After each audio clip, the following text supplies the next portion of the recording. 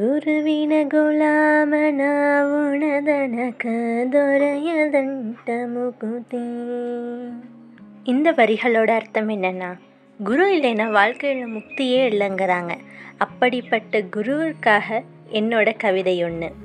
பேனா எனும் அஸ்திரம் கொண்டு, படிப்பு எனும் வஸ்திரம் கொண்டு, குருவிற்கு பின் தெய்வம் எனும் சாஸ்திரம் கொண்டு, குருவாய் வருவாய் இறைவா என்று இறைவனையே ஆசிரியராக வரும்படி அழைப்பவர்கள் நம் ஆசிரியர்கள். நாம் 5ஆம் வகுப்பு முடித்து 6ஆம் வகுப்பில் காலடி எடுத்து வைக்கும் பொழுது நமக்குள் ஒரு கர்வம் வரும். ஆனால் தங்கள் பெயர்களுக்கு பின்னால் எத்தனை பட்டங்கள் இருந்தாலும் தற்பெருமை இல்லாத இதயம் கொண்டவர்கள் நம் ஆசிரியர்கள்.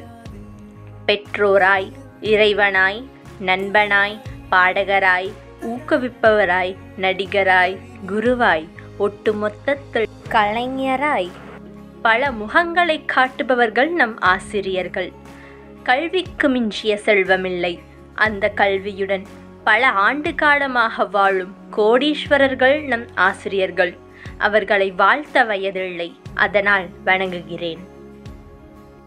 இதெல்லாமே நான் சின்ன வயசுலேருந்து இப்போ வரைக்கும் எங்கள் வீட்டில் ஒரு டைரி மெயின்டைன் பண்ணி, அந்த டைரியில் என்னோடய ஒவ்வொரு ஸ்டாண்டர்டோட டீச்சர்ஸ் நேமையும் எழுதிட்டு வந்துட்டுருக்குறாங்க.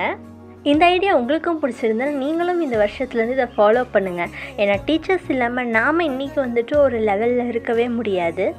டீச்சர்ஸ் பார்த்திங்கன்னா ஒவ்வொரு ஸ்டூடெண்ட்டுக்குமே ஒரு லேடர், அந்த ஏணி அப்படிங்கிறது அப்படியே தான் இருக்கும், நம்மளை மேலே மேலே ஏற்றி விட்டுக்கிட்டே தான் இருக்கும்.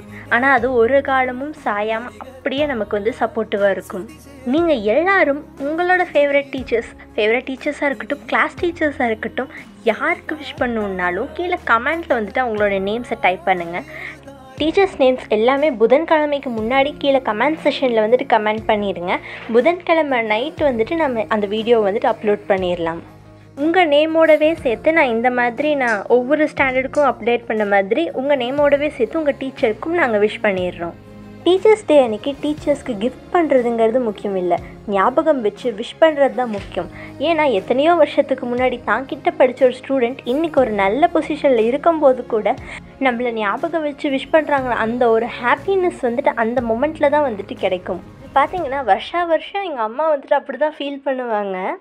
அந்த மொமெண்ட்டில் உங்களோட ஹாப்பினஸை நான் பார்த்ததுனால தான் உங்கள்கிட்டயும் ஷேர் பண்ணுறேன். நெக்ஸ்ட் வீடியோவில் பார்க்கலாம். நன்றி, வணக்கம்.